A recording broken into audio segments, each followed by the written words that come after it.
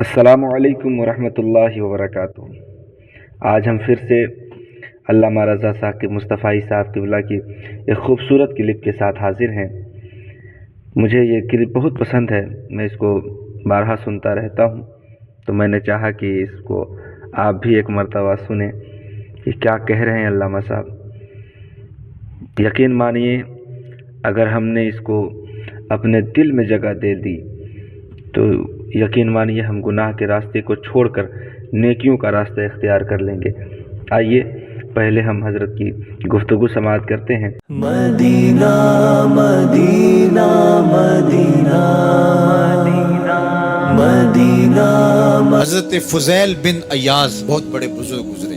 جوانی کا زمانہ تھا تو ایک خاتون سے آشنائی ہو گئی، محبت کا ربط قائم ہو گیا۔ تو ظاہرہ جوانی مستانی ہوتی ہے اور جنون کا ایک شعبہ کہا گیا ہے جوانی کو، اور پھر دل میں اس طرح کے رجحان پیدا ہو جائیں تو پھر وہ جنون کئی گنا بڑھ جاتا ہے۔ تو اس کے ساتھ وقت طے کیا اور اس کے ملنے کے لیے بے تابی کے ساتھ ان گھڑیوں کا، ان لمحوں کا انتظار کرنے لگے۔ خیر جب وہ وقت آیا تو اس کے گھر کی طرف چلے اور اس کے گھر کی دیوار پھلانگنے لگے تھے کہ ساتھ والے مکان سے کسی قاری قرآن کی تلاوت کی آواز کانوں میں پڑی، اور وہ پڑھ کیا رہا تھا، الم یان للذین آمنوا ان تخشع قلوبهم لذکر اللہ وما نزل من الحق۔ کیا اہل ایمان پہ وہ وقت نہیں آیا کہ ان کے دل اللہ کے ذکر اور اللہ کی یاد، اس کی محبت میں تڑپ اٹھیں اور وہ خوف خدا میں مبتلا ہو، اور جو نازل ہوا قرآن، اس قرآن کی محبت میں اس کے دل میں خشیت پیدا ہو۔ بس یہ کانوں میں پڑنے کی دیر تھی کہ دوبارہ گلی میں چھلانگ لگائی اور کہا میرے اوپر وہ وقت آ گیا ہے،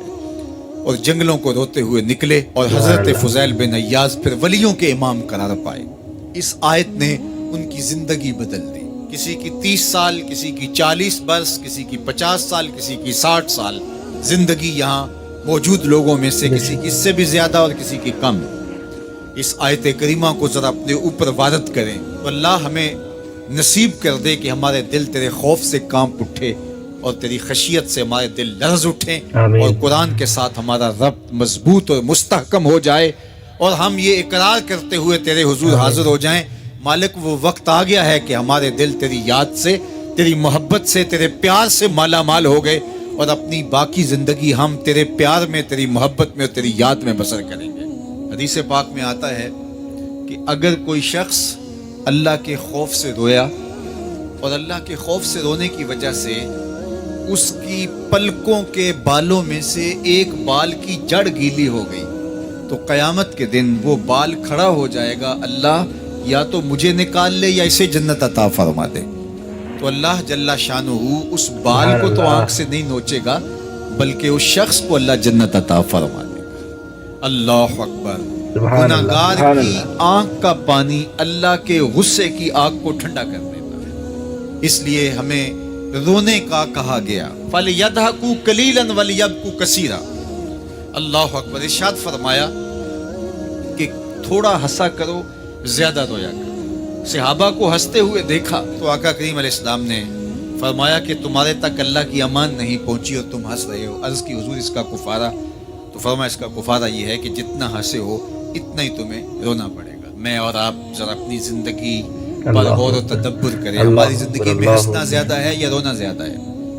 سویر سے لے کر شام تک کہے زیادہ ہیں، ٹھٹھے زیادہ ہیں، مذاق زیادہ ہیں، لطیفے زیادہ ہیں، یا عبرتیں زیادہ ہیں؟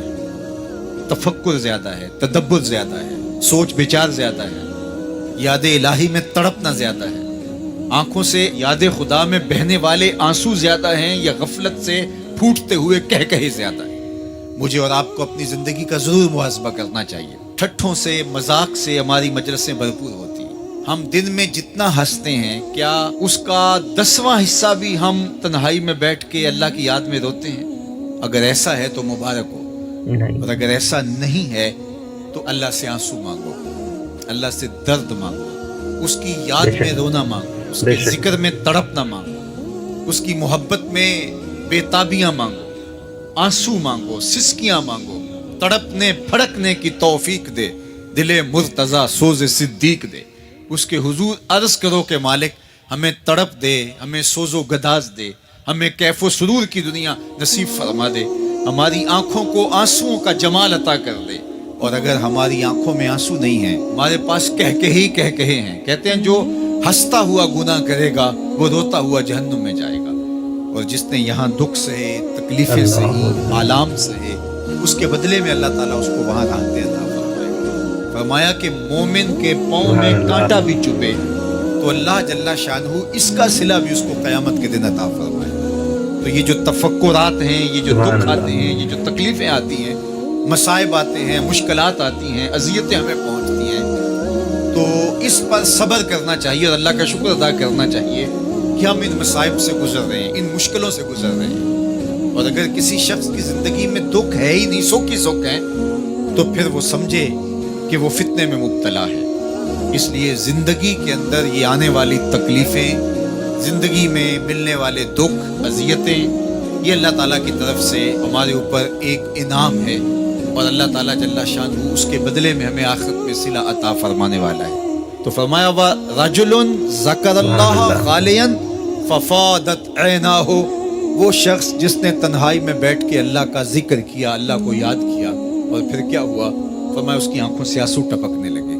تو میرے اور آپ کے آقا و مولا نے فرمایا قیامت کے دن جب کوئی سایہ نہیں ہوگا، یاد الہی میں رونے والے کو اللہ اپنے عرش کا ٹھنڈا سایہ عطا فرما دے گا۔ تو یہ رونا بہت بڑی دولت ہے، یہ بہت بڑی سعادت ہے۔ امید ہے آپ نے پوری ویڈیو دیکھی ہے۔ اگر آپ حضرت کی بات سے اتفاق رکھتے ہیں اور آپ کے سینے میں ذرا سا بھی خوف الہی ہے، تو آج ہی گناہ کو چھوڑ کر نیکیوں کا راستہ اختیار کیجئے، اللہ کو راضی کیجئے۔ اگر ہم نے اپنے رب کو راضی کرنا شروع کر دیا تو دنیا جہان میں کوئی ایسا شخص نہیں ہے جو ہمارے جانب انگلی اٹھا سکے۔ آج کے لیے بس اتنا ہی، ملتے ہیں پھر کسی نہ کسی ویڈیو میں، تب تک کے لیے السلام علیکم ورحمۃ اللہ وبرکاتہ۔